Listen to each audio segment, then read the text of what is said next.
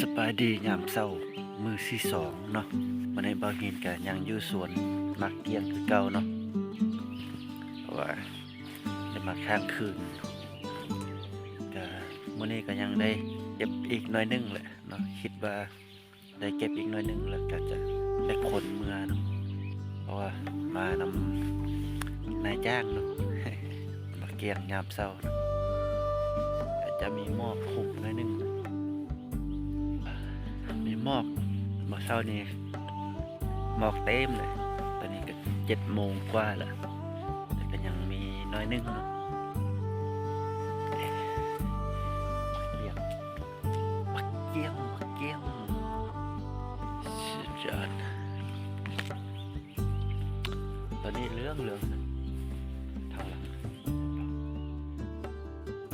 คือแต่ละต้นนี่มันก็เหลืองหมดเลยแหละแต่ว่าฉันจะเก็บมาตามแถวเนาะเป็นแถวสินะเนาะเพื่อบ่ยากในการขนย้ายเนาะสะอ่อนเลยเป็นแบบนี้งามยามเช้ามีน้ำมอกแด่สินะมันเฮ็ดให้มันมีแสงกระพริบจิบยิบยักแถวนี้มันห้างมันงามเลย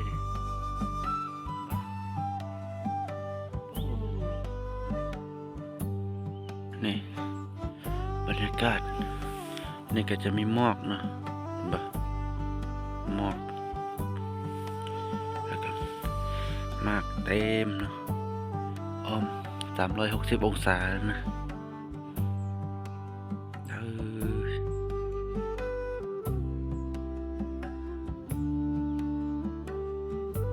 จ้ะ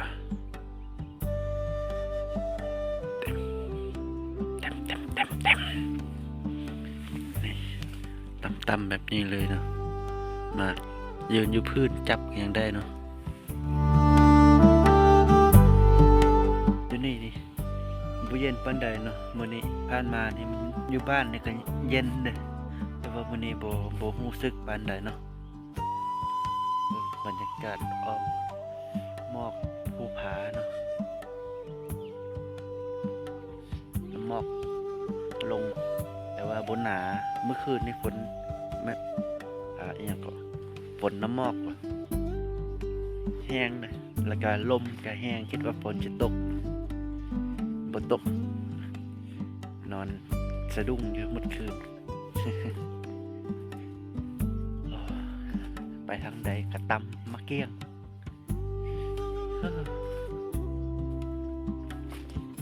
นี่ฟองงามนะ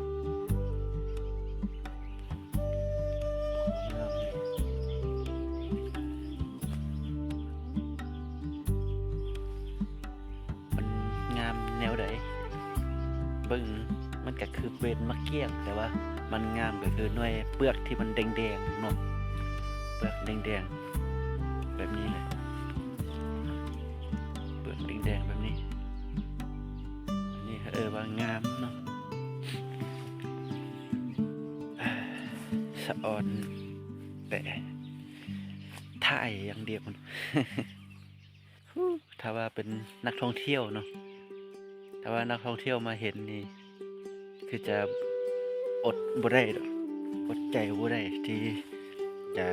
บ่ให้ถ่ายรูปบ่ให้ถ่ายวิดีโออีหยังนะเนาะกินนั่นส่วนหลายมีแต่ผู้นุ่มผู้น้อยกินเนาะแต่ว่าพวก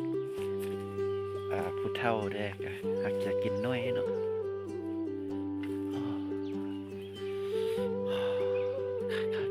คักสร้างที่เว้าหยังล่ะ บ่ฮู้สิเว้าหยังให้ภาพมันบรรยายเองเนาะอันนี้จะเอิ้นว่าสวนมะเกี้ยงเต็มแต่มะเกี้ยงมันงาหักพื้นเลยงาความมันหลายก้งลงจนฮอดพื้นแล้วแต่เมื่อวานนี้มาเก็บแถวนี้นะ2 แถวนี่จนหมดเลยนี่แต่ละต้นนี่เก็บหมดเลยแต่ว่าอยากจงแต่พวกที่มันยังเขียว หมดเลยเนาะเดี๋ยวบุญมีมากอยู่ต้นเนาะเป็นสุดถึงเนาะสุดถึงหมดแต่ว่ายังทางเบื้องนี้เนาะเก็บมื้อนี้คิดว่าจะเก็บประมาณเท่าใดบ่ฮู้ถ้าเบิ่งนายจ้างมันบอกว่าพอก็พอเนาะไปโอเคเนาะเก็บลงมามันมีมากเน่าเนาะมันก็ตกกองอยู่พื้นนี่เนาะเต็มเหลืองหมดเนาะเต็มสุดยอดหมดเลยยังแต่เนื้อเขียวเนาะแล้วก็ยังแถวฝั่งนี้ขึ้นไปเนาะ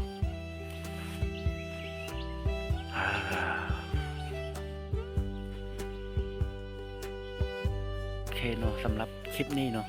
เบาเห็นก็จะขอลาจบเพียงเท่านี้เนาะแล้วพบกันใหม่ในคลิปต่อไป